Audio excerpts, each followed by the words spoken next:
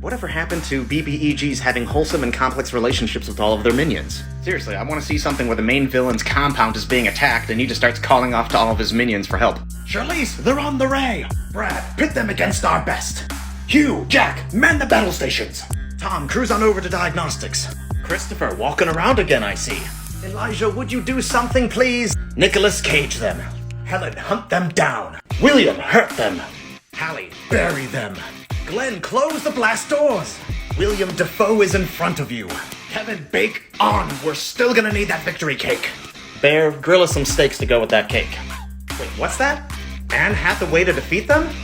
Well, why didn't you tell me, Anne? I think we need a special holiday for the little guys. Not everybody can be a hero or an adventurer. Seriously, there's tons of nameless townspeople, militiamen, and soldiers that give their lives for the advantage of the players. Their survivability would increase a little bit if the players gave them a little bit of direction.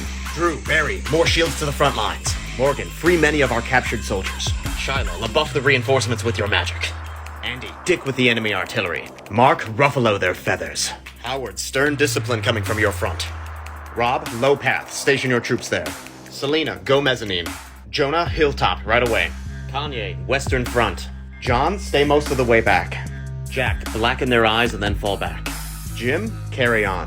James, camera on. I want this filmed. Unique character concept. A druid whose second highest stat is charisma and he has a dastardly way of life. When not in the forest tending to nature, he's in town dressing the part of the playboy aristocrat. He wines, dines, and seduces wealthy women into leaving their riches unattended. He'll take it for himself and make himself scarce and then use that money to benefit nature. He'll purchase large stretches of land outside of town to prevent it from being used for logging. He'll pay spies to dig up dirt on individuals and businesses polluting the landscape so they lose public opinion. He'll use all that stolen coin to fund aviaries, forest reserves, wildlife refuges, veterinary clinics, and regional park rangers. Everything to be kept in balance while doing it in a fairly capitalistic way. Using society's own economic rules against them, I present to you the Robin Hood Druid. This one's a two-part concept, so stay tuned to the end. A warforged who was created to be a nanny grew up around children and adored humans. Very childlike and naive, it wanted nothing more than to grow up to be a real flesh and blood human. Years after the kids grew up, the owners set it free and it began adventuring. It adventures across the land seeking the ultimate power, the wish, to turn himself into a real fleshy. I present to you the Pinocchio Warforged. But now, for a darker twist. A warforged with a traumatizing past of abuse, servitude, and most importantly, human envy. Although friendly and childlike, this warforged has a creepy obsession with humans. Short of a wish spell, which the warforged has deemed impossible, it decides to alter its appearance to be human. He hides a dark and disgusting secret. NPCs he gets to attach to go missing. Some of their bodies are found with skin and face removed. For the party's horror, the warforged has been collecting and wearing them. I present to you the corrupted Pinocchio Warforged. Unique character concept, an ogre that has tapped into its latent power and can now use magic. Not every creature is gifted with raw magical ability, and others still must study for years to get their power. But this ogre has done none of that. He instead casts magic from within his own mind. You see, he is absolutely convinced that he's doing magic, but to everybody else, not so much. He'll pick up a rock, throw it at you, and then yell out magic missile. He'll cast knock by hitting you with a tree stump. His acid spray is just him vomiting. He casts polymorph by slamming a sheep onto his opponent's head. Totally convinced of his magical superiority while doing none of the work in order to actually obtain it. I present to you for your consideration, the Ogre Magi. Complex encounter idea, using rust monsters to trigger a cave-in. Let me explain. Say your party's exploring the Underdark, maybe some cave system, maybe a mine. They walk into a large clearing where there's several large support structures holding up the roof. Again, maybe it could be a ruined temple, it could be mining equipment, but anyway, it's made out of largely metal, wood, and a little bit of stone. There's several support columns all around the room, but there's one primary support column that's all the way in the far end of the other side of the room. As the players enter the room, suddenly they're surrounded by rust monsters. Oddly enough, they're not only interested in the players, but in the column itself. Several of the rust monsters start attacking the column, and the players need to hurry up and either kill the rust monsters or distract them before it triggers a cave-in. Unique character concept. A barbarian whose second highest stat is intelligence and slips almost into a silent, stoic rage. Normally very talkative and friendly, but when this barbarian rages, he goes dead silent. An emotionless rage darkens his face. His friends and party have seen it a couple times before, and they're in awe every single time. Shit is about to go down. See, they know his rage manifests itself in the form of silent calculation. In an instant, 1,000,000 battle tactics and combat formulations are calculating in his head as he steps forward and unsheathes his weapon.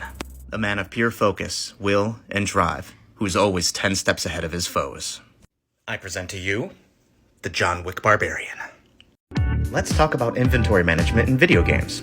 There's two kinds of people, those who organize and those who do not. To the people who do organize, everything is organized perfectly, alphabetically, phonically, numerically, aesthetically, by order of relevancy, chronologically, pathologically, and dare I say almost intimately? The other kinds of people are disgusting nightmare factories of disorganization. Their inventories are managed worse than a kleptomaniac hobo's fanny pack. Their underwear drawers include gunpowder, cooked meat, metal springs, a Tommy gun, leather, corn, a ruby gemstone, a desk lamp, a pet cat, 16 gold coins, a human skull, and nuclear reactor parts. They couldn't find anything in their inventories even if they wanted to, and you can't convince me that they do. That one critical item you needed for a quest? Yeah, that's right. You left it inside a cloth bag, inside a leather sack, locked in a wooden chest behind one of 6 metal doors in your base, surrounded by randomly placed landmines. Seriously, the BBG doesn't even need to fight you because your corpse is going to be found 3 weeks later underneath a pile of newspapers and other filler items, worse than every episode of Extreme Hoarders combined. Seriously, get your life together. Oh, that's right. You can't. Unique character concept. A paladin whose begrudging presence in the party is strictly to keep tabs on a fellow party member, a rogue with a criminal past. A hardened veteran with little time for pleasantries, he's largely stoic and annoyed. But under no circumstances will he ever be away from the party's rogue, sometimes even sleeping, eating, and bathing in the same room. However, he does little to prevent the criminal from partaking in some of the more harmless jaunts, like gambling, excessive drinking, and other pleasantries. If the rogue causes a bar fight, he will sit back and laugh and watch as he gets his face smashed in. But the second the fight turns lethal, or the rogue leaves his side, he steps in and clears the entire room. You see, they are absolutely assured that this rogue is going to be some important figure in their cosmic religion in the months to come.